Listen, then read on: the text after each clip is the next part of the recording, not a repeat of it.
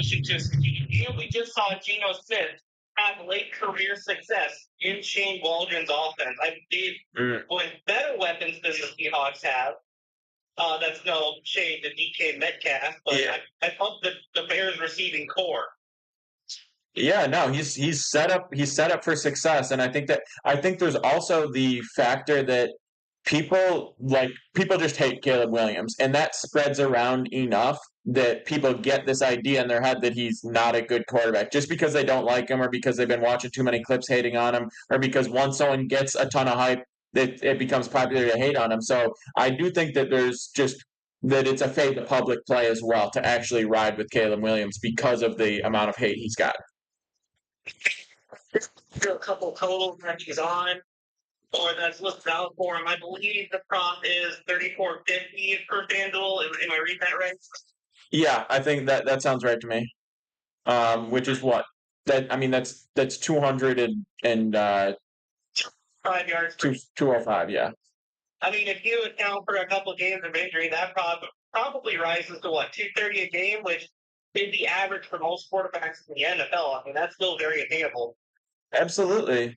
He also he's a slinger, and it's not like they have a really strong run game and they're just going to be like, well, rookie quarterback, we really really want to lean on the run. They're also competing.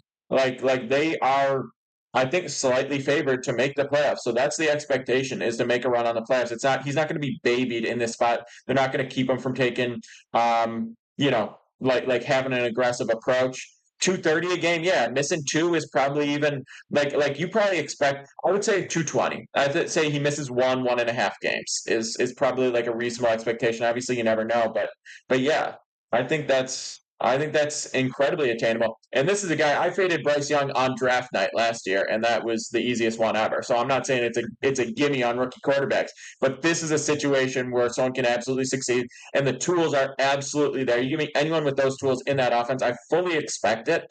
It's really just a question of can he adjust to the NFL, and they're going to feed him to the wolves. He's got a full season to do it without a full season on a trash team where he's just going to get abused from day one. Part of my concern is, are the Bears actually... I think they have a good defense. My concern with that pick is the defense going to be able to keep them in games, which I believe in some matchups they will, thus leading to or running the football. Yeah, kind of a conservative second half approach.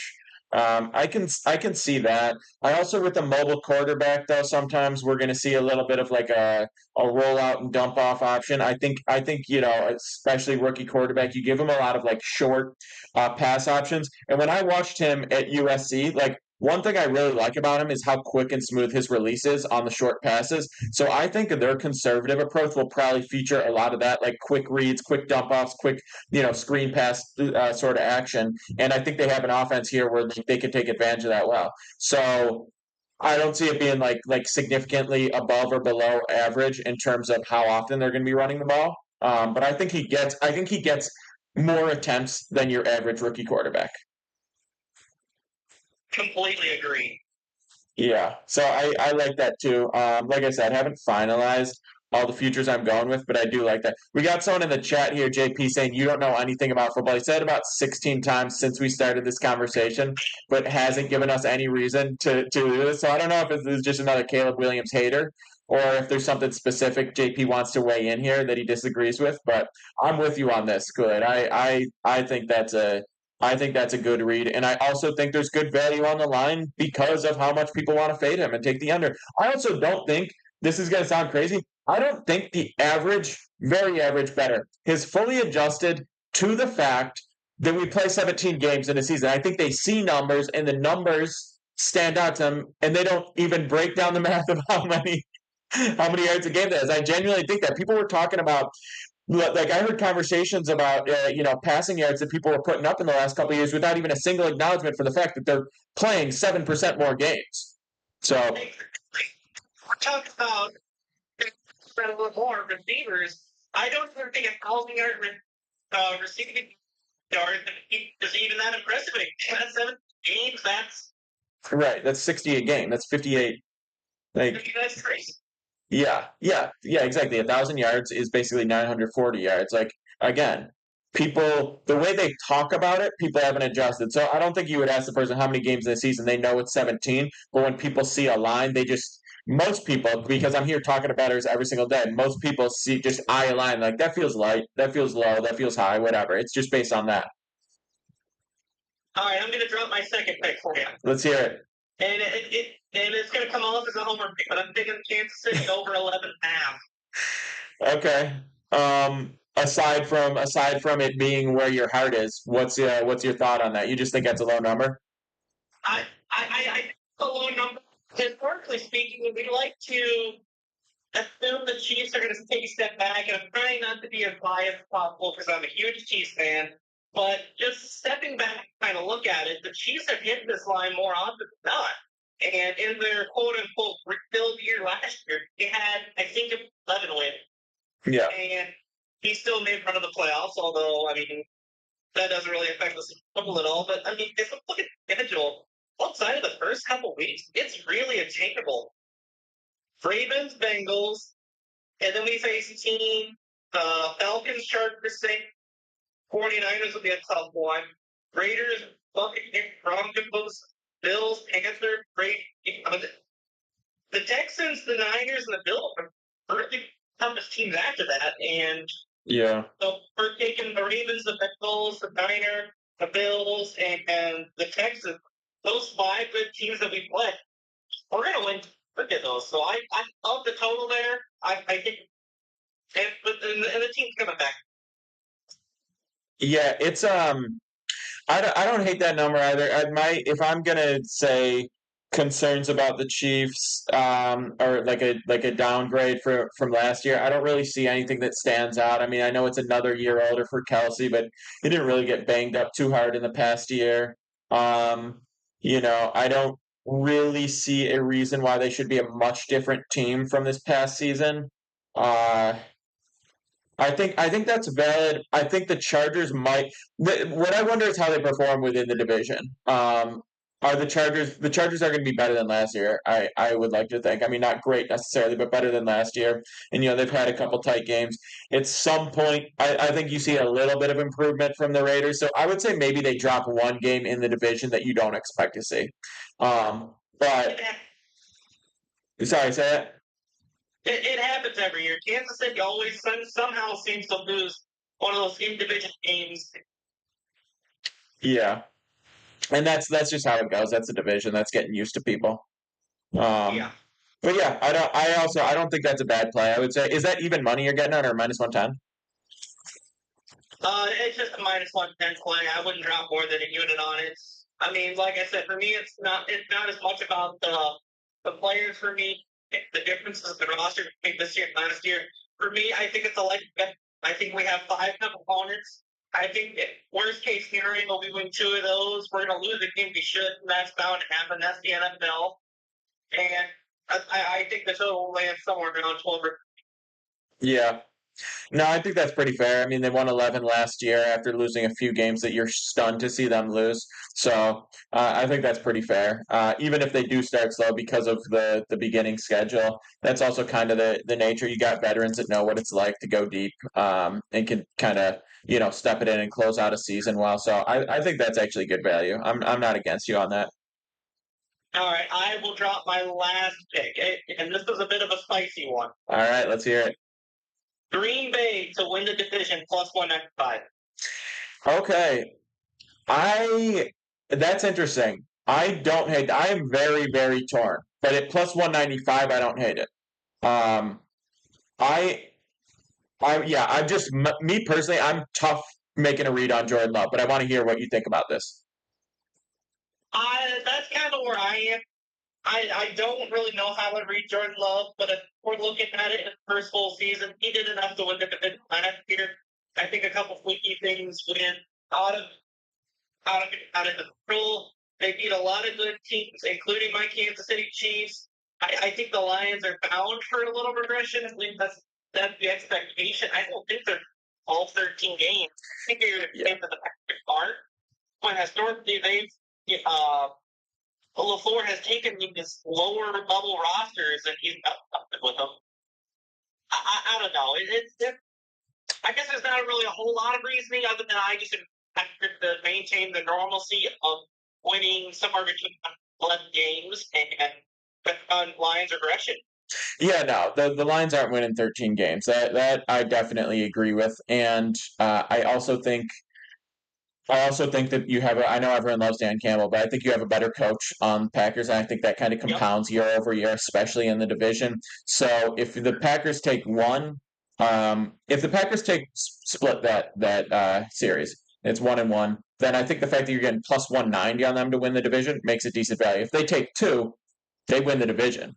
So I think it in terms of the individual matchup, I mean, obviously the schedules are going to be comparable. I would like to look at that more, but yeah, I do think just Love didn't seem like a rookie, but he still made progress like a rookie, if that makes sense. Like his Yeah. the way he was from week 1 to week 18. I think there was a significant difference. Some experience in the playoffs. I think that's a big deal. I think that's a confident team, and yeah, the Lions are a good team. I respect the Lions, but they are when teams do something a little unconventional, like go for it on fourth down all the time.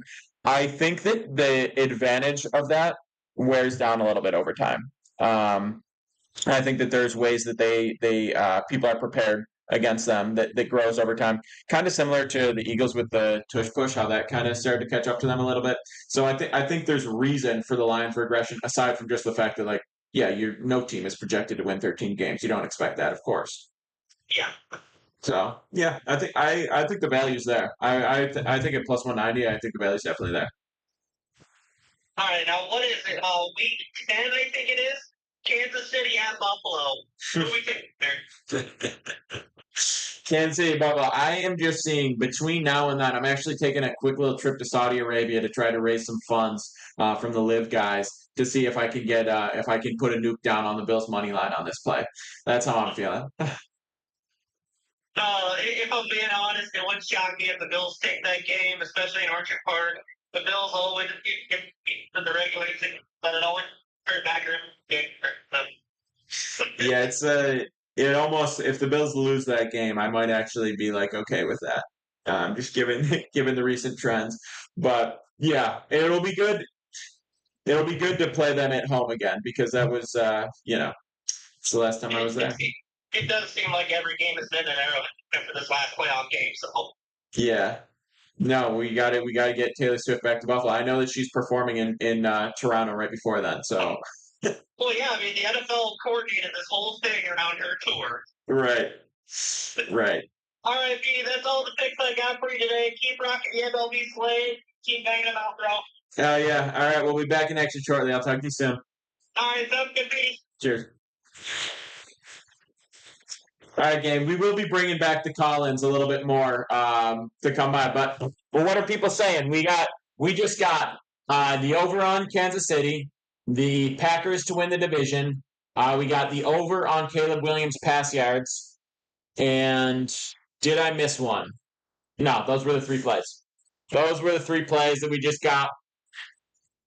Tail, if you'd like to, I'm definitely not fading. I may tail some of those. But that's where we're at. McCaffrey, Barkley, Jacobs over 1,000 yards rushing. You're three-legging that? Is this like a season-long prize picks play?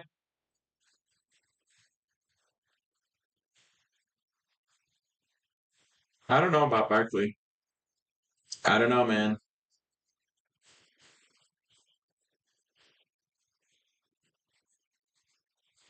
30. I would say Cooks, but I don't know if that's yeah, Kool-Aid's getting a taste of sharing the plays publicly. Played college football 25 yet? I haven't. Maybe I'll start this fall. Maybe I'll start doing some PS5 streams. Seahawks wins overs a Mega Max. College football futures out that I love right now. No, I am going to be putting in some research on that as well, though. But the NFL futures are coming out. I'll probably have a video on that. But if you subscribe to my free newsletter, it's in my links. Check out the free newsletter. Go sign up for that. I am going to be talking NFL futures and that. It comes out Friday. Comes out every Friday. talk about futures. We talk about Formula One upcoming race week. I tell stories in there. I talk about strategy, bankroll management. I talk about communities that I'm running, like the upcoming sleeper leagues and pick'em leagues this football season. We got a lot of stuff coming. I know this week is crazy boring. I know it's the slowest week of the year, but we are back live on Friday, as always. We're going to be back on Friday, full slate MLB plays, and you're going to see that from Friday, the 19th of July, until the end of the World Series. That's how it goes. You're also going to see college football beginning in late August. You're going to see NFL. You're going to see props. You're going to see NBA regular season props are a huge thing for us. We've got MLB futures went up yesterday. All this stuff is out there. If you want it, it's on Sobit. Go to my profile, hit the link tree, click on Sobit. Less than $10 a month to join. All that stuff is on there every single day. We are putting out more value and more opportunity across all these sports than any sports betting community that exists, period. Less than $10 a month? Get the fuck out of here. This is the best value that exists in sports betting. Join the war on Vegas. Just because it's a little light week, just because we're here taking a snooze, taking a break, waiting for the action to happen, doesn't mean that we stop preparing, we stop training, we stop preparing to beat Vegas. I appreciate you, Braves. Go get involved. Check out my links if you want the picks, the newsletter, whatever looks good for you. We got all sorts of stuff there. Check it out. Follow me here. Plays go up. Free plays daily. Maybe not tomorrow because it's the one day off of the year, but you get the idea. Get involved. Any questions on anything, shoot me a DM. You want a day pass just to grab these futures? It's $2. Shoot me a DM on Instagram. I'll get you that. Any questions on anything, shoot me. We do MLB every single day. We do NFL, college football, NBA, college basketball, and then sprinkle in some other stuff when the time strikes. But that's about it. I'll see you guys soon. Love all you except for the ones I hate. Cheers.